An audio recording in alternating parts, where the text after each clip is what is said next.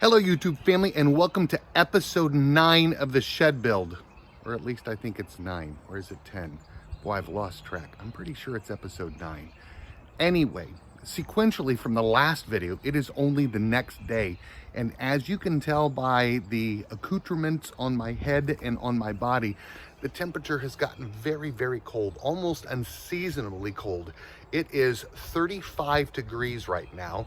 The winds are down to about 9 miles an hour with gusts of 14, and we're gonna see if we can put the steel roof on top of the shed today. Now, it's 20-foot panels. It's just Lynn and I, or Lynn and me right now. Maybe my middle son might be over at some point in time to give us a hand, but we're gonna see if we can get this done. We have to be very, very careful because we don't want to bend or unnecessarily scratch the finish on these. And if we don't think we can do this by ourselves, or we don't think we can do it safely, we're just going to have to wait. But we're going to take you along for the ride. Right now, I want to take you back in time. We're going to jump into my DeLorean, and we're going to show you some film where we did the front trim and the back trim with the steel roofing that came, but that happened before the siding was even up on the shed. So let's go ahead and go to that, and then we'll come back and we'll talk to you about what we're going to do with the steel panels. My son Matthew and I ended up going ahead and unloading all of the steel roofing, as well as the flashing, the trim, and the nails that came. And so what we're hoping to do, again, just really quick before we lose sunlight tonight, is to get some of this flashing put on the front. Comfortable? Let go. I'm ready to go now.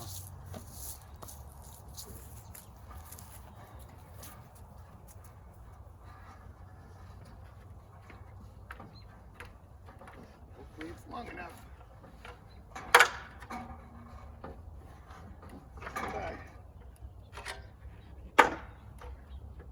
Can you reach it? Don't hurt yourself trying to reach it. Oh,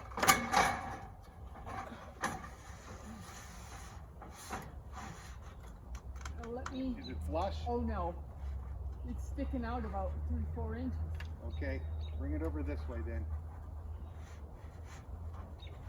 Because then I'm gonna have to cut it. Now it's flush. All right, now I gotta cut it. So let me go ahead and mark.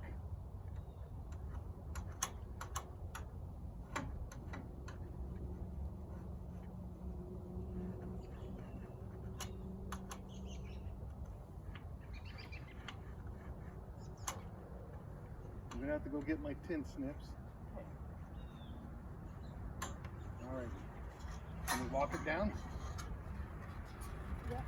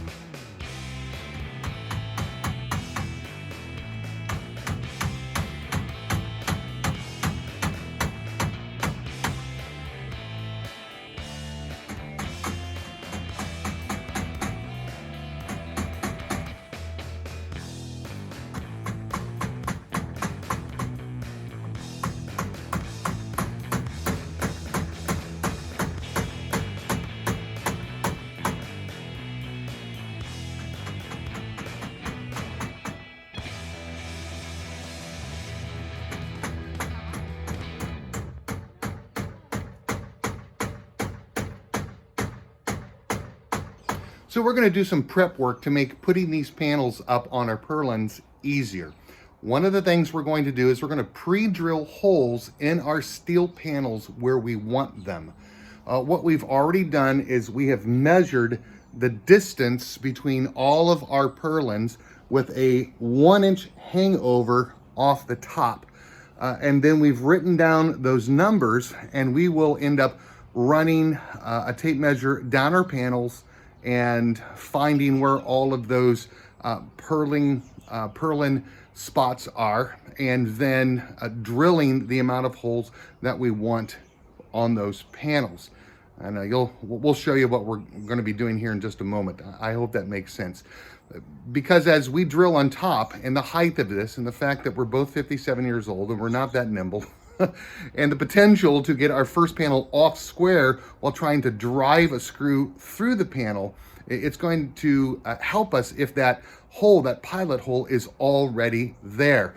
It's also going to make the job go just a little bit quicker. Remember, these are 10-foot walls. I've got about a foot from grade to the bottom of the shed floor. And then because of the nature of the lean-to style, that front end is quite a ways up there. And so we're going to have to be very careful as we end up putting up these steel panels.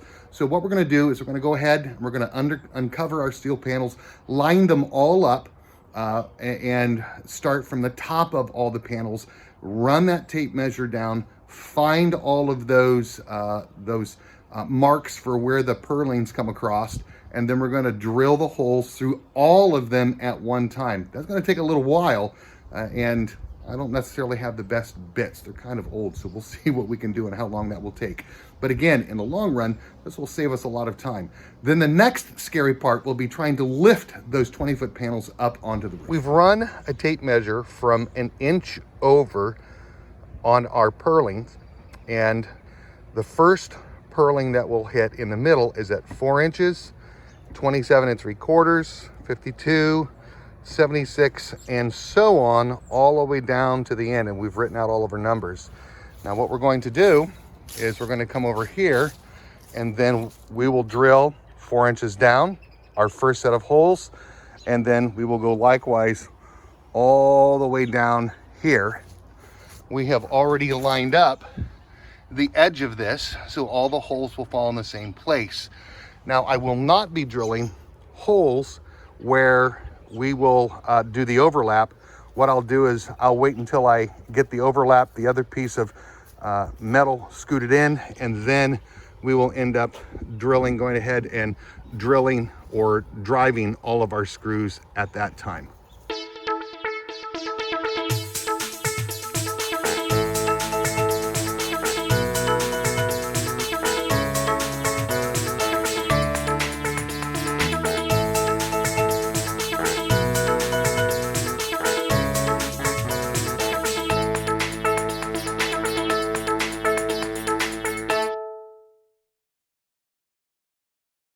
Allow me to take a moment to show you what I'm doing. I have ended up putting a mark on, as you can see, each one of my measurements that I talked about where my purlins hit. Now, what I am doing down here, and let me walk down here for you, is I've got a square. So on my 4-inch, it will come 4 inches from the top all the way across.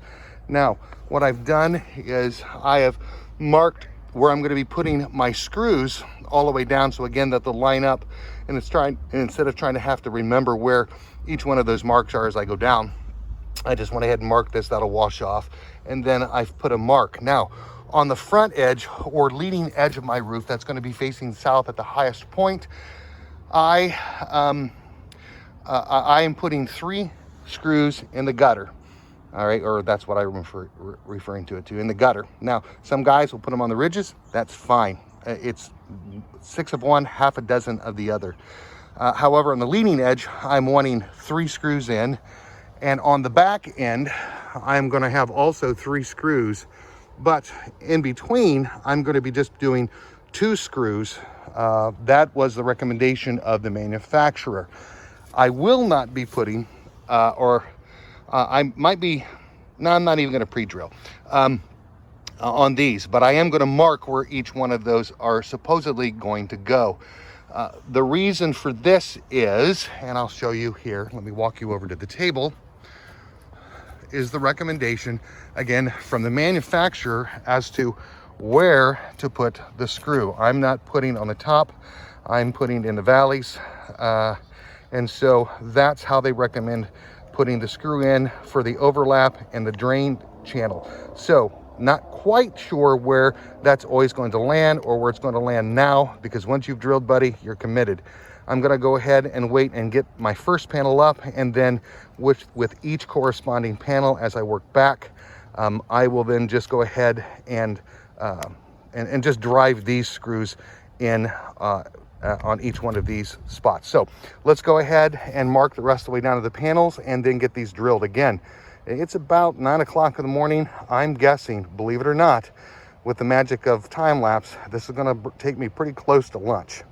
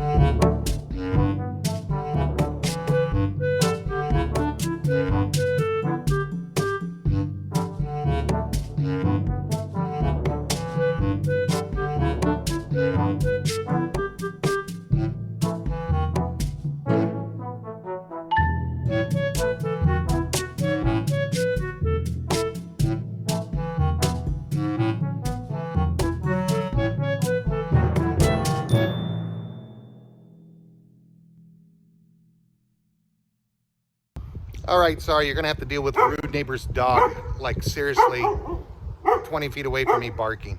What we're going to do is we're going to take the panel and we are going to try to lift it up and get it right back on this back edge and scoot it all the way across as far as we can without bending it. And then we're going to turn it towards the peak on the far end. Again, if this works, fantastic. If not, we'll go to plan B.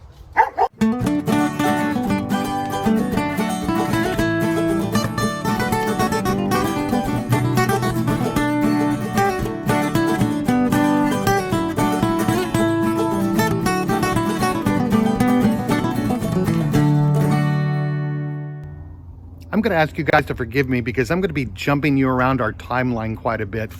And we have to do that because after coming out off of an incredibly cold weekend, we now have a warm spell, and we've only got it for a couple of days, and then it's going to be warm a third day, but it's going to be raining, so we need to get done as much as we can when we can. Now, I want to talk to you about screws and driving the screws in on a metal roof, as well as lining up square. So let's go ahead and turn around and take a look at a couple of things. When I had ordered my steel roofing, I ordered it at 20 inches or 20 feet and 6 inches. I did that because even though my shed is square, the post and column system that I made for the overhang is not square, or it's close to square, but not that square. And so what I wanted to make sure of is that I would have a 3-inch overhang on the back, as well as the front end of the shed. This would give me some of the wiggle room I needed for the fact that this back portion here was not square. Well, I picked up my 20 foot 6-inch panels from the big box store and got them home just to find out that they were 20 feet, no 6 inches at all, just 20 feet. Now, that caused a real problem for me because it gave me just enough length to do exactly from the top down to the bottom. However, I really wanted a 1-inch overhang on the top. That now provides me a shortcoming on the back side. Because I now am short on the back side and I need that 1-inch overhang on the front because it faces south and faces the weather, I now, because this back is not square, slowly start having my roof creep up and off this flashing here. I could wait for new panels to come in, but buddy, I don't have time. So I'm like, I'm just gonna live with what I've got, deal with the big box store later and what they owe me. And then what we'll do is we'll come back with flashing afterwards. Here comes the dog to visit. Yeehaw. We'll just have to talk through it. We'll just have to take this row off, put flashing on it to take care of the fact that this is going to continue to creep up this way. Now, let's go ahead and talk about screws and driving the screws in for the roof. The screws that you'll use to put on a metal roof will be anywhere between 1 5/8 to 2 inches, maybe a little shorter, maybe a little longer, all the way down to about 1.5 inch. This is a 1.5 inch screw here. It will have a rubber washer that will end up seating itself onto the roof, and that provides you the watertight seal. Some guys, or some people, put their screws in on the rib, some on the flat spot. I like mine on the flat spot because I don't want to end up accidentally driving them in too hard and providing caving or denting in the rib. Now, to help prevent that, you need to not use a driver drill, but yet rather a drill that has an adjustable head for the torque that you use to drive it down. This is from Harbor Freight. It's a Hercules brand. It has the driver setting, the screw setting, and the hammer setting. I can go all the way up to 19. I've been running this anywhere between 9 to 13 on the torque level. What this does is it will then drive the screw down, but not pancake out the washer so far that you end up either destroying the washer or you expose it to the weather later on, and it ends up drying out and that seal fails. The other thing is you can not tighten them down hard enough, and then you don't get a watertight seal. And so again, I would highly recommend that you get this type of drill, and then after the first couple of screws, you'll find out exactly where that setting is that you need in order to drive this down without worrying about underdriving or overdriving them. So you can hear Lynn down there uncovering our last panel. We're gonna get our last panel put up here, but what I'll do now is take you back to the beginning where you see us putting on some of our first panels, and then we'll come back at the end, because we not only need to get this panel on, but fortunately we do have enough of an overhang that I'm gonna need to cut the long side or the long length of that panel because of the type of trim on the sides or the flashing that we have on the side. So let's go ahead and get that last panel up.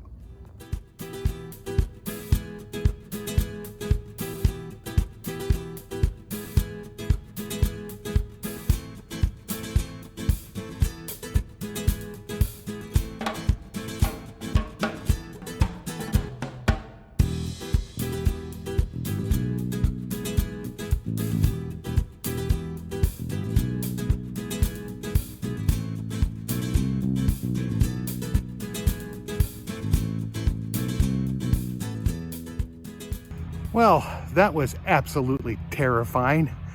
There was enough of an overhang on the far end of the shed here that we had to cut it down because we held a trim piece up to it and it wasn't going to work right. So I had a blade that was just about dead anyway. I used that blade to cut as much as I could. But then the portion at the very end at the highest point needed to be done with hand clippers. And so I took my tin snips out and wish I had my left-handed father-in-law here to help me at this time, because he would have done it no problem. But we finally managed to get that taken care of. What we have to do now, really quick, to finish these trim portions off is this. I have to take our scrap pieces of siding and I need to fill in those gaps there and those gaps towards the end of the shed before I end up putting that J-trim edging on that will finish this whole side off. I'm glad I have that because the edge of this is quite a mess. We have finished trimming out these very front edges. we're not gonna trim out the back. We're gonna set this part off from the rest of the shed. I'm gonna paint this in the darker trim work, and we think it'll look nice. But now what we're gonna do is we're gonna put this outside trim piece on. I know a lot of guys will do an overhang, but one of the things that we're going to do instead is to take this trim piece that's going to fit over. So what's gonna happen is, this is the outside edge of the shed. This goes over the top outside edge of your metal roof, and then we end up screwing this edge down. That will run all the way down this 20-foot length. We're gonna go ahead and affix the leading edge, leaving the back edge unscrewed, and then we're going to fit the trail piece underneath that and then connect them up together. So it's gonna be really simple. We just gonna put that up there, drill through, get it all set. And then if we have to trim anything off the back, that will be kind of sublime, seeing that they came up short on the 6 inches for the 3-inch overhang on the back and the front that I was supposed to have. But oh well, it is what it is.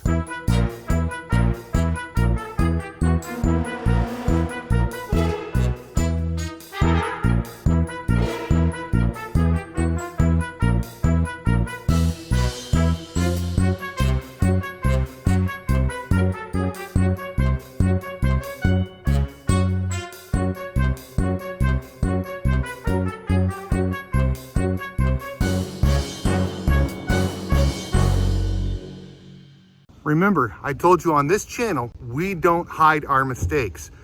Well, let me show you a mistake. I measured incorrectly for the inset of the screw. Should have been out farther closer to this wall on the outside edge. So when our trim piece comes over, it hits the top of the screw. Well, there's no way getting around this. I can take this off. I can try to hit the same hole hidden. It's not gonna work. So I'm going to have to take caulk, and I'm going to have to caulk all of these holes over, then put our trim piece back down, then go ahead and screw our screws in. So let's go ahead and take care of our mistake. Well, that's the best we could do. Again, if you don't learn from what we do by the right way, then maybe you'll learn from our mistakes. Thanks for joining us today in this episode of Simple Homesteading. If you liked the video, give it a thumbs up. As I've said before, if you didn't like the video, give it a thumbs down, because either way, we win, because it just kicks out the algorithm. All right, if you have not yet subscribed to the channel, hit the subscribe button and help us grow our online community by sharing this video on social media. Thanks for joining us today on Simple Homesteading. Join us on the next episode as we begin to put the door and the window in.